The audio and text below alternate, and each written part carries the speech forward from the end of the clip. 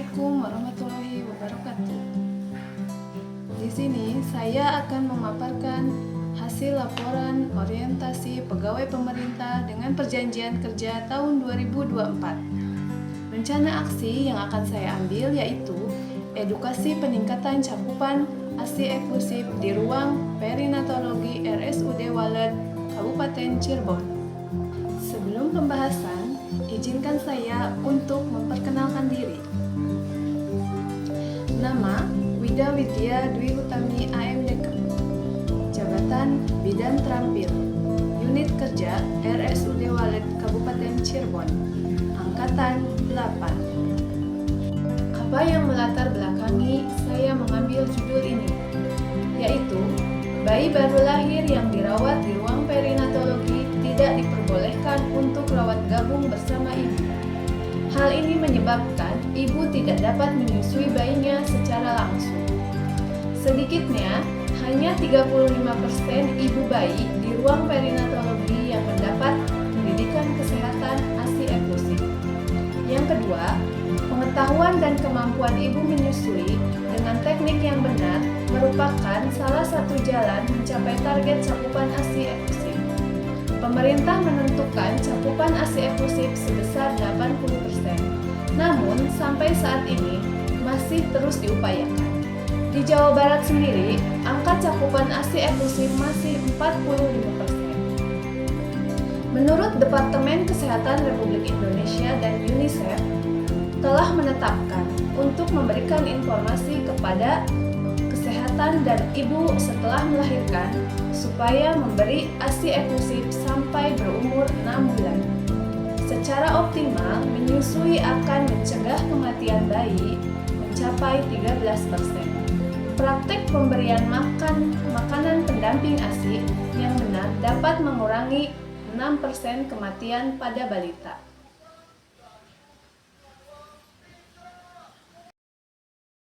Maksud dan tujuan rencana aksi yang saya ambil yaitu pengenalan tugas dan fungsi ASN, pengenalan nilai dan etika pada instansi pemerintah, pemahaman dan penyediaan informasi kepada pegawai pemerintah dengan perjanjian kerja yang baru diangkat.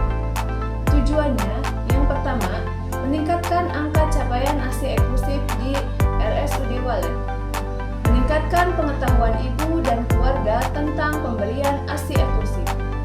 Yang ketiga, meningkatkan pengetahuan ibu dan keluarga tentang manfaat ASI eksklusif. Yang keempat, memberikan edukasi tentang teknik menyusui yang benar.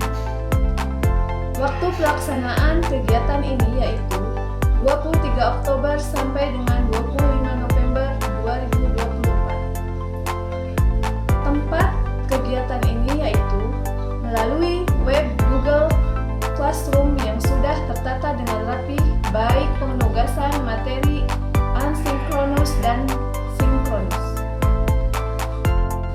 Visi dan misi Kabupaten Cirebon. Visi: terwujudnya Kabupaten Cirebon berbudaya, sejahtera, agamis, maju, dan aman. Misi: mewujudkan masyarakat Kabupaten Cirebon yang menjunjung tinggi dan melestarikan budaya, tradisi, dan adat. Meningkatkan kualitas hidup masyarakat melalui pemenuhan kebutuhan dasar masyarakat. Peningkatan kualitas pendidikan dan pelatihan, kesehatan, dan ekonomi. Meningkatkan kualitas hidup masyarakat Kabupaten Cirebon yang senantiasa menerapkan nilai agama, budi pekerti, santun, dan beretika. Meningkatkan produktivitas masyarakat untuk lebih maju dan unggul sehingga menambahkan daya saing di pasar internasional dan regional yang didukung peningkatan kapasitas aparatur pemerintah daerah. Memelihara keamanan dan ketertiban umum untuk mewujudkan kondusivitas daerah guna mendukung terciptanya stabilitas nasional. Selanjutnya, visi dan misi RSUD Walet. Visi: menjadi rumah sakit berbudaya yang unggul dalam pelayanan, pendidikan, dan penelitian yang bereputasi nasional dengan berlandaskan kedokteran berbasis masyarakat menuju menuju Cirebon sejahtera pada tahun 2025. Misi 1. Menyelenggarakan pelayanan kesehatan bermutu dan terjangkau yang berorientasi pada keselamatan pasien dengan menyertakan peran aktif masyarakat.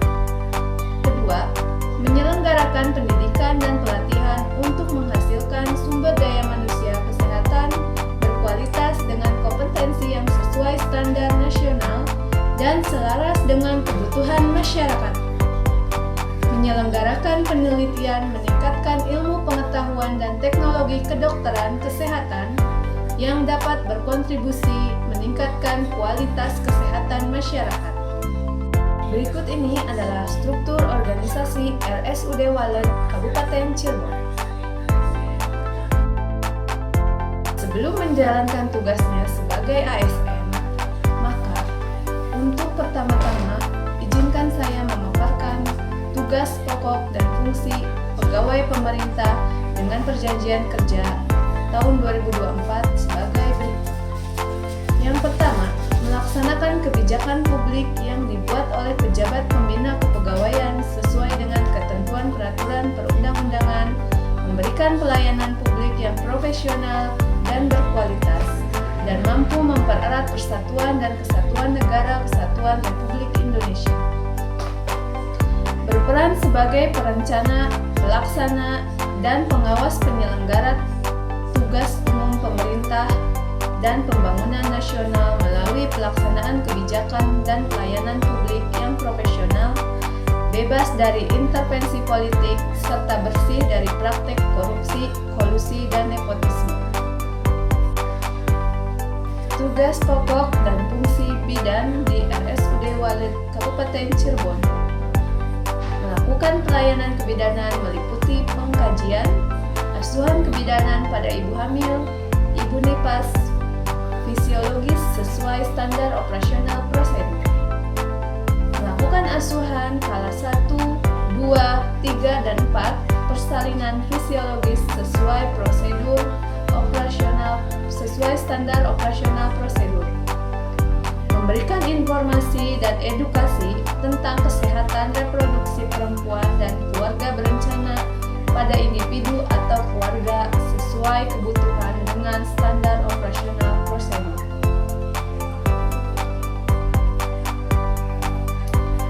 Ketidaksadaran akan ASI eksklusif ini berdasarkan latar belakang yang saya ambil, maka akan dilakukan peningkatan angka cakupan ASI eksklusif dengan 5 intervensi yang spesifik, yaitu 1. Akan melaksanakan wawancara terhadap ibu dan keluarga tentang pengetahuan ASI eksklusif.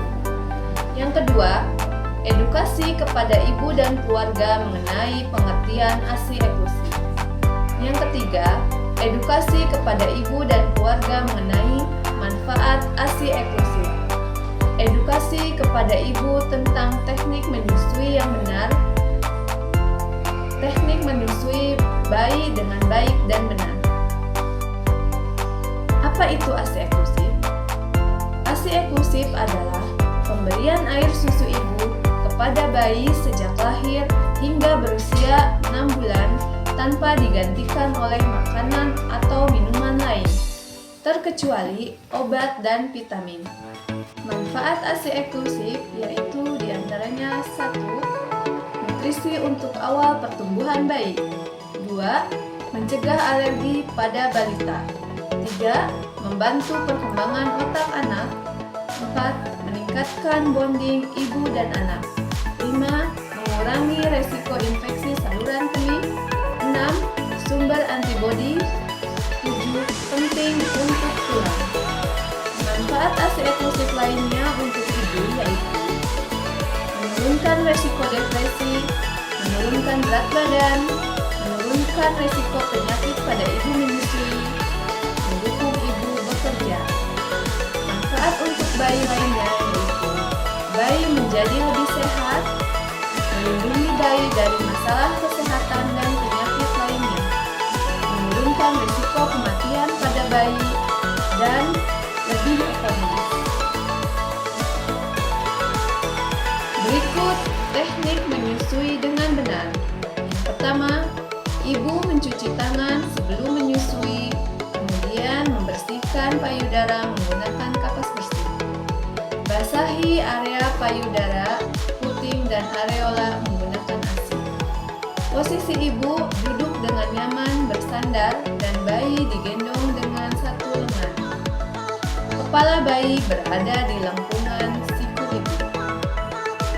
Ibu jari memegang bagian atas dan jari yang lain memegang payudara bagian bawah sehingga membentuk huruf C. Sentuhkan puting susu ibu ke pipi bayi dan setelah mulut bayi membuka, kepala bayi didekatkan ke payudara ibu. Ketika menyusui bayi, usahakan hampir semua bagian areola masuk ke mulut bayi. Menyusui dengan bergantian sekitar 10-15 menit atau 8-12 kali per 24 jam payudara kanan dan payudara kiri. Hisapan bayi dilepas dengan cara menekan dagu bayi ke bawah. Setelah menyusui bayi, usahakan sendawakan bayi dengan cara bayi digendong tegak dan bersandar pada bahu ibu, atau ditelungkupkan di pangkuan ibu sambil ditepuk-tepuk. Teknik lainnya yaitu bisa dengan memerah payudara. Jika payudara masih terasa penuh setelah bayi kenyang, perah payudara untuk mencegah mastitis dan menjaga pasokan ASI tetap efektif. Selain itu, dukungan dari suami dan keluarga dapat menambah motivasi dan kepercayaan diri ibu dalam memberikan ASI. WHO merekomendasikan untuk memberikan ASI eksklusif selama 6 bulan agar pertumbuhan dan perkembangan bayi dapat tercapai secara optimal. Matrik rencana hasil kerja pegawai pemerintah dengan perjanjian kerja selama kontrak meliputi: yang pertama, akan melaksanakan koordinasi dengan perawat ruang perinatologi terkait pemberian edukasi pada ibu dan keluarga tentang ASI eksklusif. Yang kedua, akan melaksanakan edukasi kepada ibu dan keluarga tentang pengertian ASI eksklusif. Yang ketiga, akan melakukan edukasi kepada ibu dan keluarga tentang manfaat ASI eksklusif. Yang keempat, edukasi kepada ibu balita tentang teknik menyusui yang benar. Tujuan dari keempat kegiatan ini yaitu meningkatkan cakupan ASI eksklusif. Dan untuk indikator pencapaiannya, peningkatan pengetahuan ibu tentang ASI eksklusif dan cakupan ASI eksklusif meningkat. Dan kegiatan yang terakhir di poin 5 yaitu teknik menyusui bayi dengan baik dan benar. Tujuan kinerjanya adalah mencegah bayi tersedak atau aspirasi, membantu mengoptimalkan perkembangan bayi. Indikator pencapaiannya, cakupan untuk seluruh orang tua postpartum. Dari 5 poin kegiatan rencana kerja P3K selama kontrak ini dengan periode waktu perolehan yang sama, yaitu dari periode 1 Maret 2024 sampai dengan 28 Februari 2029. Kesimpulan dari hasil laporan orientasi pegawai pemerintah dengan perjanjian kerja ini yaitu rencana aksi dilakukan agar peserta mampu menginternalisasikan nilai-nilai dasar profesi ASN dengan cara mengalami sendiri melalui penerapan pada tempat tugas sehingga peserta merasakan manfaatnya secara langsung. Rencana aksi dari kegiatan-kegiatan tersebut merupakan tindakan nyata untuk mencapai visi dan misi organisasi. Dalam hal ini, visi Kabupaten Cirebon yaitu terwujudnya Kabupaten Cirebon berbudaya, sejahtera, agamis, maju, dan aman. Pelatihan ini diharapkan menjadikan ASN yang berakhlak, berorientasi pelayanan, akuntabel, kompeten, harmonis, royal, adaptif, dan kolaboratif, dan dapat meningkatkan kualitas pelayanan pada masyarakat khususnya di RSUD Walu. Sekian hasil laporan orientasi pegawai pemerintah dengan perjanjian kerja tahun 2024 yang saya paparkan. Kurang lebihnya saya ucapkan mohon maaf. Terima kasih. Wassalamualaikum warahmatullahi wabarakatuh.